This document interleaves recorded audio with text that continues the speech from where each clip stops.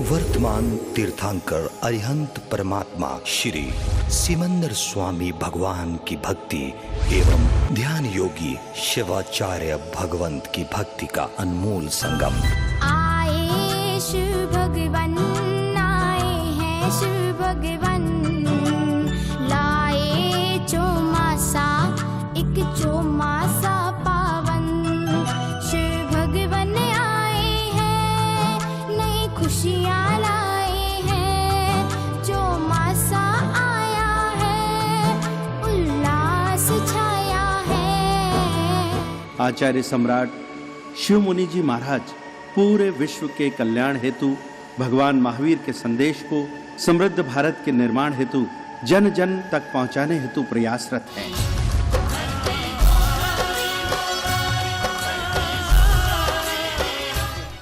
तो अरिहंत परमात्मा या भगवान महावीर का अपने जहां तुम शयन करते हो वहां चित्र लगाओ। भगवान महावीर का, अरिहंत परमात्मा का, जब बहुत उच्च आत्मा का चित्र लगाने से क्या होगा, तुम बार बार जो चित्र देखोगे तो उसका रिफ्लेक्शन तुम्हारे भीतर आएगा। चित्र की पूजा करने की बात मैं नहीं कहता, केवल भावपूर्वक उनको समझो और जानो।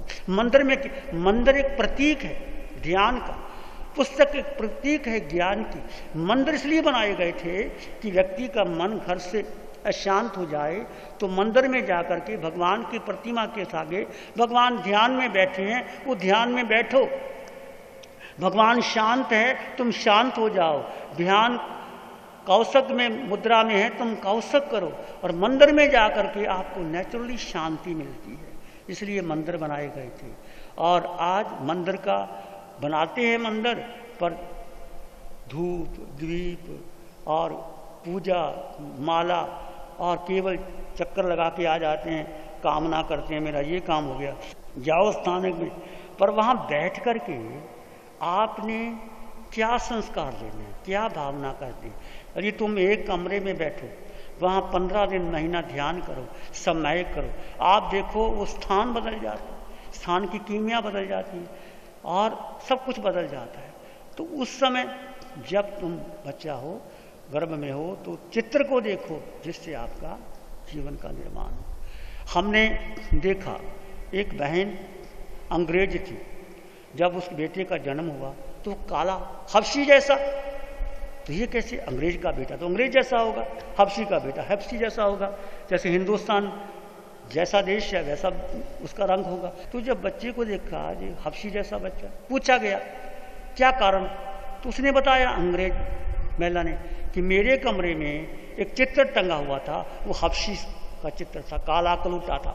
वो क्या करती थी बहन, उस चित्र को देखती थी, चित्र को देखती थी, वो संस्कार भीतर आए तो बच्चे का क्या हो गया, हबशी जैसा बच्चा पैदा हो गया। तो संस्कार का असर होता है। दूसरा उदाहरण मैं देता हूँ, हम इगतपुरी में थे, ध्यान शिविर करते थे विपश्यना का, और एक बहन आई नगर से, उसकी पुत्र और पुत्रवधू, उन्होंने ध्यान शिविर किया। वो प्रेग्नेंट थी और प्रेग्नेंट ध्यान शिविर करने के बाद जब वो बेटी का जन्म हुआ तो वो बहुत अंग्रेज जैसी, उसके भूरे भूरे बाल, उसकी वो ऐसी आंखें, भूरी भूरी आंखें जैसे अंग्रेज। उसे पूछा ये कैसे हो गया, तुम तो हिंदुस्तान की लड़की हो, हिंदुस्तान की लड़की का तो रंग ऐसा होता ही नहीं, आंखें नहीं, बाल नहीं, चेहरा नहीं।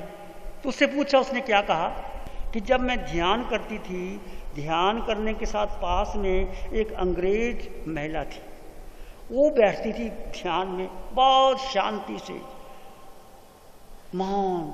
अंग्रेज लोग, बाहर के लोग बहुत अच्छा ध्यान करते हैं, उसको जैसा बताया वैसा करते।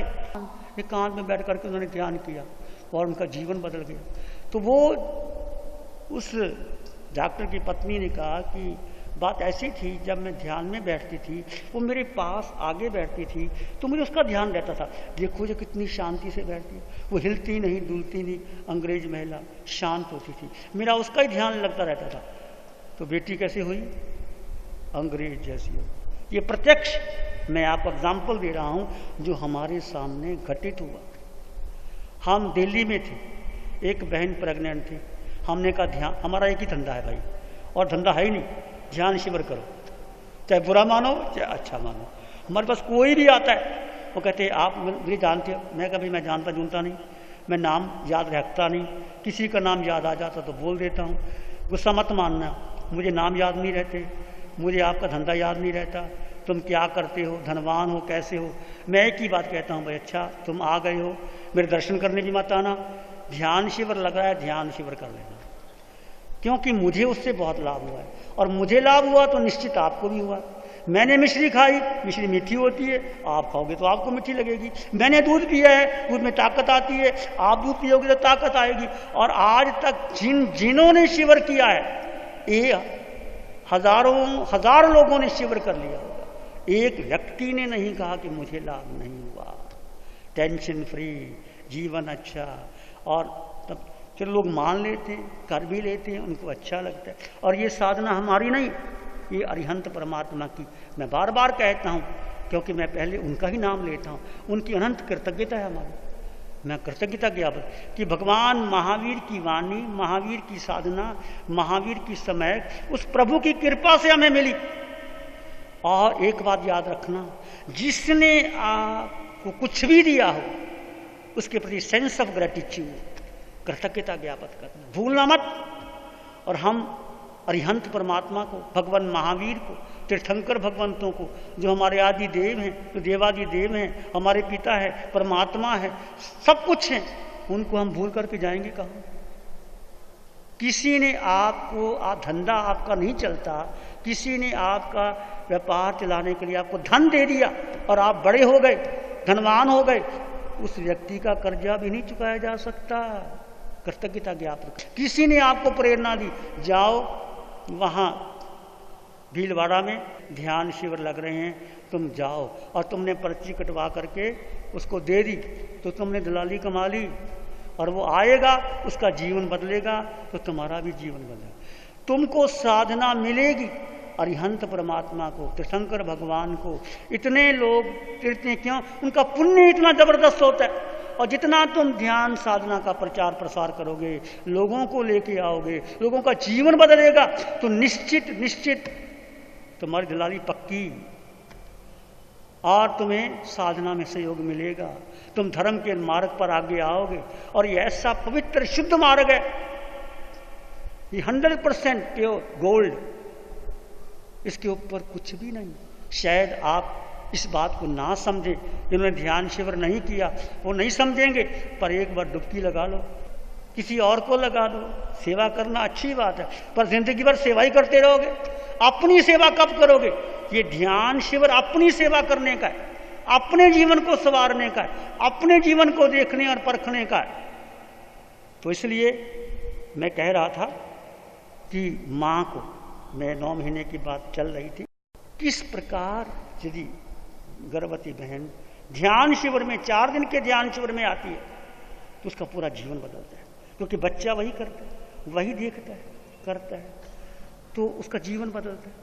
तो बहनों को क्या करना चाहिए? जब बच्चा गर्भ में हो तो उसको लोगस का पाठ पढ़ना चाहिए, नवकार मंत्र पढ़ना चाहिए। क्यों पढ़ना चाहिए? क्योंकि जो कुछ भी पढ़ते हो हर शब्द की तरंग होती है, वाइब्रेशंस होती है, नवकार मंत्र की तरंग होती है। लोगस के पाठ वो तरंग, वो वाइब्रेशन, वो जीन्स में जाते हैं और बच्चे को प्रभावित करते हैं। इसलिए नित्य उठ करके बहनों को, सबको मैं कह रहा हूं, विशेष तौर पर उनको, कि उनका अकेले का जीवन नहीं होता। एक ऐसा जीव आया है जो कुल को भी तार देगा, जो संघ को भी तार देगा, जो कहां से कहां ले आएगा। ऐसी पवित्र भावना रखो। उसको लोगस का 15 मिनट का लोगस पढ़ो, नवकार मंत्र पढ़ो, आधे घंटे का नहीं तो 20 मिनट का ध्यान करो, 15 मिनट का कौशक करो। अरे 15 मिनट का कौशक करते तो निश्चित नेचुरल डिलीवरी होती है, सिजेरियन के पास जाना ही नहीं पड़ता। आजकल काम धाम तो कुछ रह ही नहीं गया, आराम से बैठे। यहाँ की बात मैं भीलवाड़ा की नहीं करता, जब हम महानगरी बॉम्बे और इधर बड़े बड़े दिल्ली वगैरह में जाते हैं तो वहाँ के लोग कैसे होते हैं? कोई काम धाम तो है नहीं। आजकल मशीन से रोटी बनती है, मशीन से कपड़े धोए जाते हैं, सारा काम मशीन से होता है। लगे हुए हैं, आराम से बैठे। तो आराम से बैठोगे, काम नहीं करोगे तो फिर कैसे काम चलेगा? तो मेहनत करना भी जरूरी थी। इतनी मेहनत करोगे, आप देखो जो गरीब लोग हैं, जो किसान लोग हैं, जो मजदूर लोग हैं, जो लोहा कूटते हैं, वो लोहा कूटते कूटते बच्चा पैदा हो जाता उनके। कैसे हो जाता? क्योंकि वो मेहनत करते हैं, उनका शरीर वैसा बन जाता है, वो धूप को सहन करते हैं, पसीना आता है। और भगवान ने स्वयं कहा है इस शरीर को तपाओ, जितना तपाओगे उतना क्या होगा? आत्मा की शुद्धि होगी। तपेले को तपाया तो मक्खन पिघलेगा, मक्खन पिघलेगा तो घी बनेगा, ऐसा नहीं बन सकता। तो तपाने का अर्थ है जो तुम क्रिया कर रहे हो, चाहे समाय करते हो, चाहे प्रतिक्रमण करते हो, चाहे ध्यान करते हो, उसमें कुछ अनुष्ठान हैं, कुछ कौशक हैं, कुछ अतापना की विधियां हैं, जिससे आपके शरीर को लाभ होगा, निश्चित लाभ होगा। कि बहनों को इस बात का बहुत ध्यान रखना। 9 महीने तपस्या का जीवन हो, शील का पालन करना, अलग अलग रहना, और टीवी ये सब मनोरंजन के साधन नहीं देखना। वो तपस्या जो माँ करती है, एक तो अनंत अनंत कर्म निर्जित कर लेती है, और बच्चे का जीवन पर, चाहे बच्चा एक ही हो, धर्मवान हो, शीलवान हो, गुणवान हो, दानवीर हो, धर्मवीर हो, इसके लिए शुरुआत में आप यदि इस तरह से कार्य करते हैं तो बच्चा जब जन्म लेता है, दूसरी बात, जब बच्चा जन्म लेता है तो कहते बच्चा रोता है। रोता क्यों बच्चा? फ्रांस में इसकी खोज हुई कि बच्चा हंसता हुआ पैदा होना चाहिए। रोता क्यों बच्चा? कभी सोचा है आपने बच्चा तो हंसता हुआ भी पैदा होना सकता है? तो उन्होंने खोज क्या की, जब बच्चा जन्म लेता है तो बच्चा रोता है, क्योंकि माँ से जुड़ा होता है, माँ से जुड़ा होता है नाभि से, और जब नर्व काटती है तो बच्चा रोता है। तो उस बच्चे को अलग कर दिया जाता है। बच्चे को अलग नहीं करना। फ्रांस के डॉक्टरों ने क्या किया, बच्चे को लिया, हाथ में लिया और माँ की छाती पे लगा दिया। माँ को अच्छा लगा, बच्चे को भी अच्छा लगा कि बच्चा गर्भ में था, माँ के साथ में था, अब भी वो माँ की छाती में। कुछ समय तक जब माँ को भी अच्छा लगता है कि मेरा बेटा मेरी छाती पे है, मेरे पेट पे है, 15-20 मिनट के बाद एक टब पानी का, जिसमें कुनकुना पानी, बहुत गर्म नहीं बहुत ठंडा नहीं, उस कुनकुने पानी में बच्चे को लेटा दिया गया। वो पानी जो गर्भ बच्चा माँ के पेट में कहते हैं लेटता रहता है, पानी में तैरता रहता है, वो ही टेम्परेचर का पानी अलग टप में रखा और बच्चे को वहाँ रख दिया गया। और बच्चा थोड़ी देर के बाद मुस्कुराने लगा, हंसने लगा, क्योंकि उसको वही वातावरण मिल गया। उन्होंने खोज की कि हंसता हुआ बच्चा कैसे नहीं हो सकता, हो सकता है। ये भी एक बहुत बड़ी खोज की बात है। तीसरी बात, आप देखते हैं कई बच्चे बड़े शार्प होते हैं, कई बच्चे बड़े इसकी कंठ बड़ा अच्छा होता है, कोई कविता करने में, कोई पेंटिंग में, कोई गणित में बहुत होशियार होते हैं, ओवर इंटेलिजेंट होते हैं। क्यों होते हैं? क्योंकि जब बच्चे का जन्म होता है, हमारी भारत की संस्कृति में गर्भाधान के कला बताई गई थी। जब बच्चे का जन्म हो तो क्या करना चाहिए? जन्म होते ही शहद और एक अनार की थोड़ी सी डंडी या एक पतली सी सीख लेकर के शहद में डुबो करके उसकी जिह्वा पर ओंकार लिख दो, ओंकार, ओम लिख दो, ओंकार लिख दो शहद से, तो बच्चे को शायद अच्छा लगता है। आप कहेंगे क्या होगा? जो ओंकार लिखा गया बच्चे के अनकॉन्शियस माइंड में उसका इफेक्ट होता है, तो बच्चा आगे जा कर के गणित में होशियार होता है। किसी को कविता बहुत अच्छी आती है, किसी की मेमोरी बढ़ जाती है, किसी का अपने आप ही उसको अनायास जरा सा सिखाओ वो आगे सीख लेता है। तो ये हमारी एक पद्धति थी कि बच्चा जन्म लेते समय कुछ नहीं देना। हमने ऐसा प्रयोग भी किया है, ऐसे कई बच्चों के जन्म हुए और हमारे पास कहा गया, हमने कहा बच्चे को जन्म लेते समय उसको अनार की डंडी या कोई पतली सी ले करके सोने की चांदी की शिलाखा पतली सी शहद में डुबो करके उसकी जिह्वा पर ओम लिख दो। तो इससे अनकॉन्शियस माइंड में बच्चे पर इफेक्ट होता है और बच्चा अनकॉन्शियस माइंड में बहुत इंटेलिजेंट हो जाता है। ऐसे भी प्रयोग देखे गए। उसके बाद बच्चे को आप कहते हैं कि क्या करना चाहिए, माँ को 40 दिन तक, पहले आप देखिए जब बच्चे का जन्म होता था ये बड़े बड़े ट्यूबलाइट में नहीं रखते थे।